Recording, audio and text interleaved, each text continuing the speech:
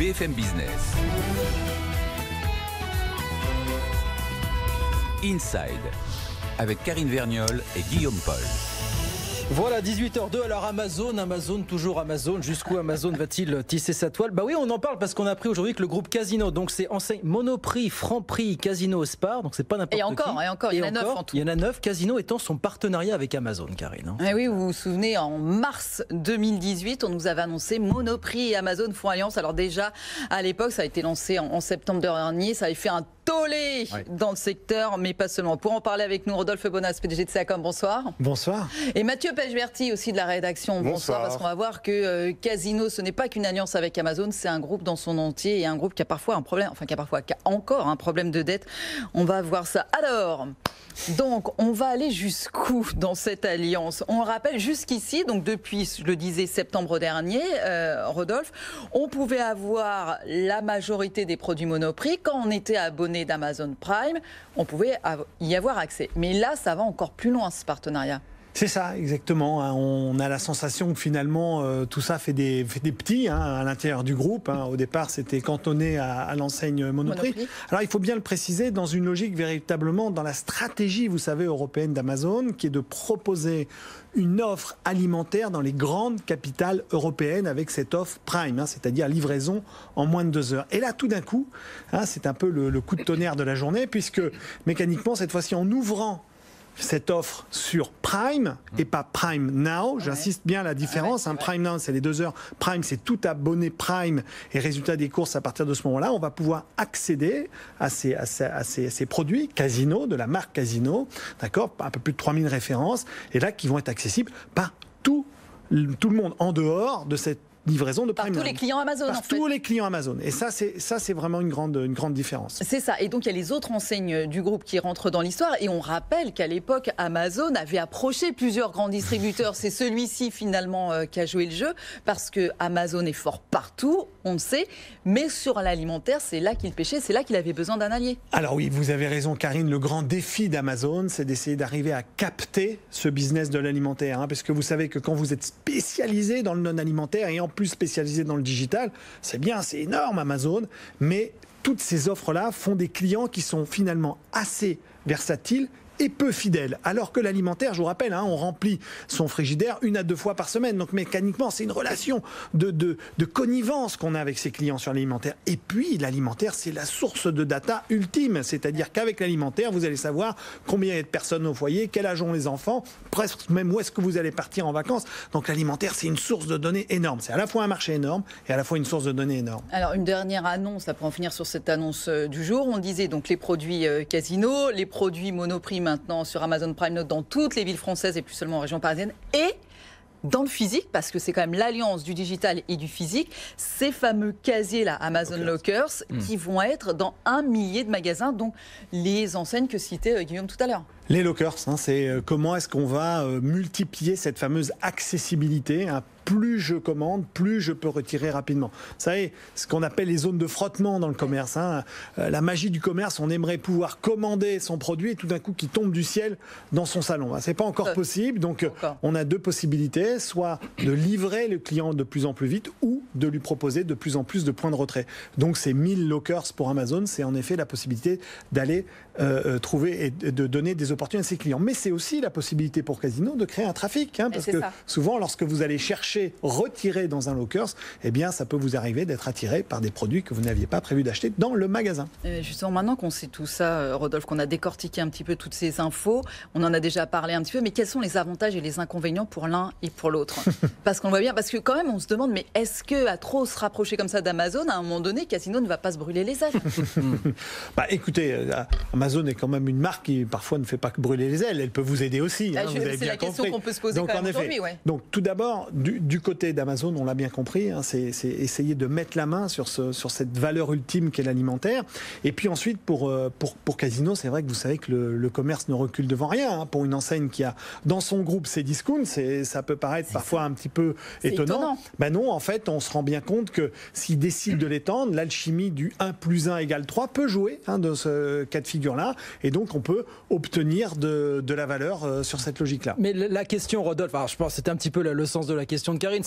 On voudrait savoir où est-ce qu'on est dans le domaine du fantasme ou de la réalité finalement avec les ambitions d'Amazon dans les prochaines années. Le grand fantasme, c'est quoi? C'est Amazon qui, je ne sais pas, entre au capital ou rachète finalement l'un des grands distributeurs français. Alors, tous ne peuvent pas être achetés aujourd'hui, on le sait.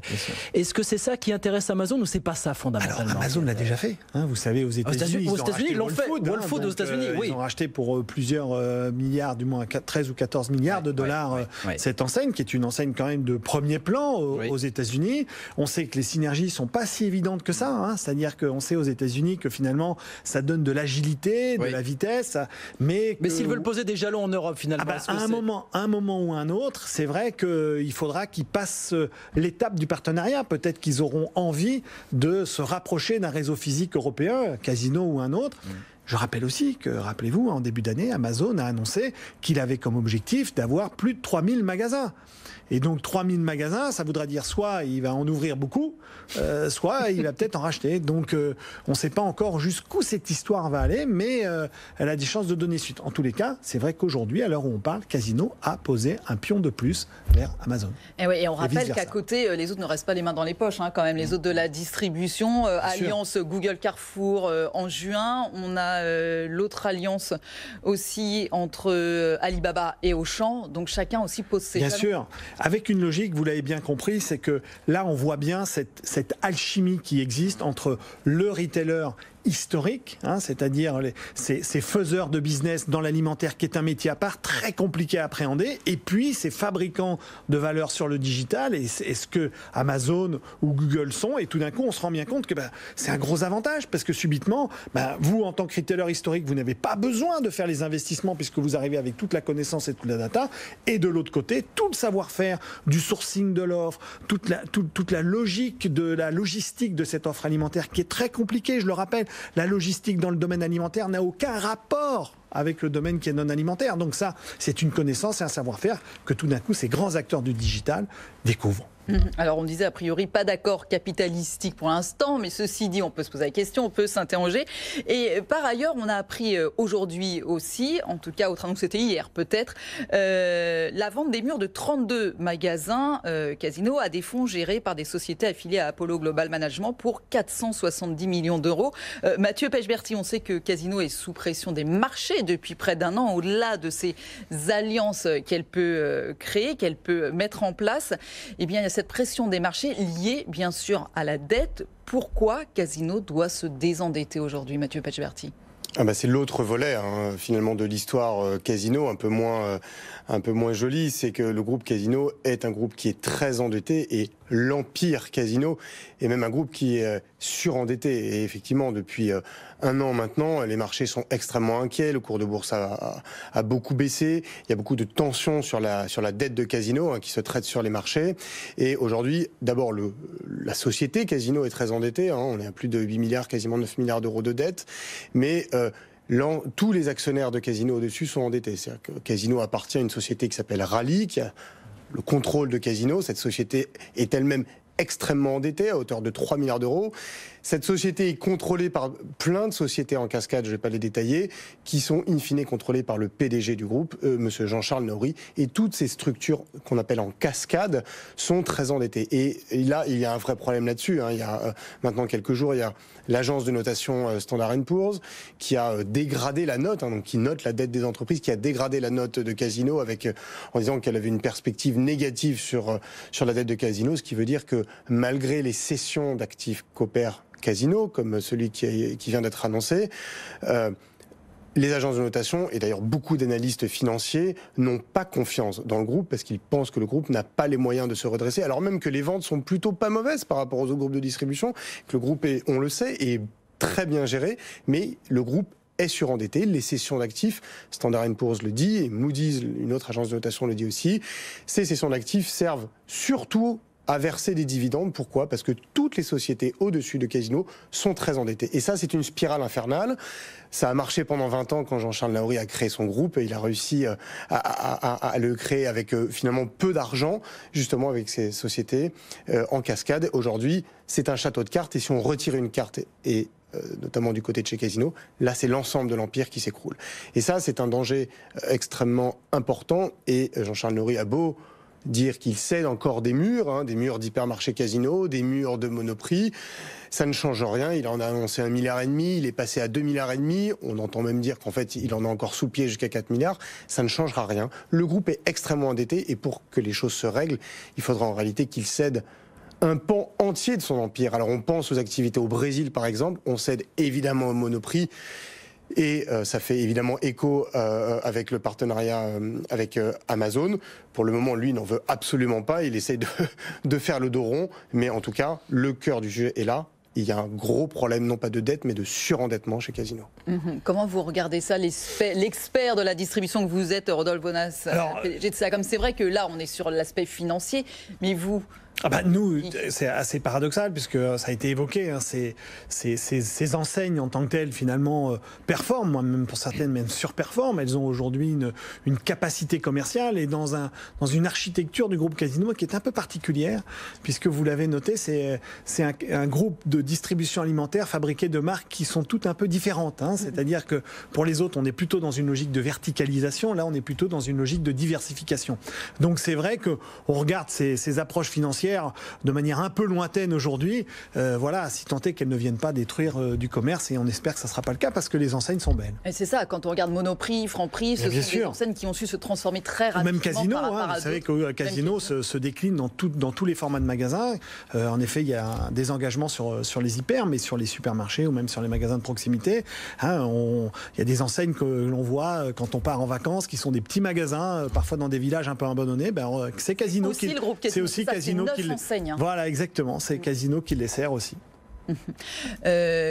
Comment vous voyez-vous maintenant du côté capitalistique et du côté financier, Mathieu Pechberti, cette alliance avec Amazon? Est-ce que les marchés n'ont pas du tout réagi pratiquement aujourd'hui à cette annonce? Non, parce que comme beaucoup d'analystes le disent de manière assez claire, oui, Amazon et les accords commerciaux c'est bien, mais enfin de toute façon pour nous il y a un problème de dette, donc à partir de ce moment-là, le reste, on s'en fiche un peu. Ce qui est intéressant dans ce partenariat avec Amazon, c'est que on voit quand même qu'Amazon grignote petit à petit un peu de l'intérieur le groupe, et c'est un peu la question qu'on se pose. Finalement, Amazon, avec cet accord, réussit petit à petit à mettre la main sur l'élément clé de ce groupe Casino, qui est sa pénétration dans les zones géographiques françaises, comme vous le disiez, dans parfois même des villages où il y a une seule supérette et où là, par définition, la part de marché est colossale et surtout le jeu sur les prix est très important. Et ça, c'est très important pour Amazon. Et donc voilà, on a un peu l'impression quand même que Casino se fait pas un petit peu manger de l'intérieur, mais en même temps, Casino n'a pas vraiment le choix, si vous voulez. Et la question qui suit, c'est quelle est l'étape d'après? Est-ce qu'effectivement, à un moment donné, l'interdépendance, de quel côté va-t-elle jouer? Est-ce que si Amazon... Le rapport de force avec Amazon, ça va quand même pas être simple, même quand vous appelez Casino. Est-ce que ça va pas basculer à un moment donné à ce que Amazon dise, voilà, on veut un bout du groupe? Enfin, je schématise un petit peu, mais ce rapport de force, il est un peu celui-là. C'est celui-là qui va tomber dans l'escarcelle d'Amazon à terme, c'est Auchan, Rodolphe Bonas, votre intuition? Je sais pas, en tous les cas, c'est lui qui est le plus, aujourd'hui, le plus avancé. Ce qu'il faut regarder, on l'a dit tout à l'heure, c'est qu'il y a vraiment des matchs, c'est un peu le mouvement des tectoniques des plaques, parce que d'un côté, on voit ces gros acteurs, Alibaba, Google et Amazon avancer vers cette logique du business, du commerce alimentaire, et puis de l'autre côté, les grands acteurs, ces grands acteurs de la distribution alimentaire, que sont Carrefour, Auchan, Casino, Leclerc, Intermarché, etc., qui avancent aussi pas à pas pour essayer de se rejoindre, de se rapprocher. Alors on ne sait pas si ça va donner des fusions, ça va donner des alliances, des rapprochements, des divisions. Des volcans. Voilà, des volcans. Je ne sais pas jusqu'où ça va aller, mais en tous les cas, on peut être sûr qu'on n'est pas au bout de nos surprises. Passionnant. Merci infiniment. Rodolphe Bonas, PDG de SEACOM. Merci pour toutes ces explications, Mathieu Pechberti.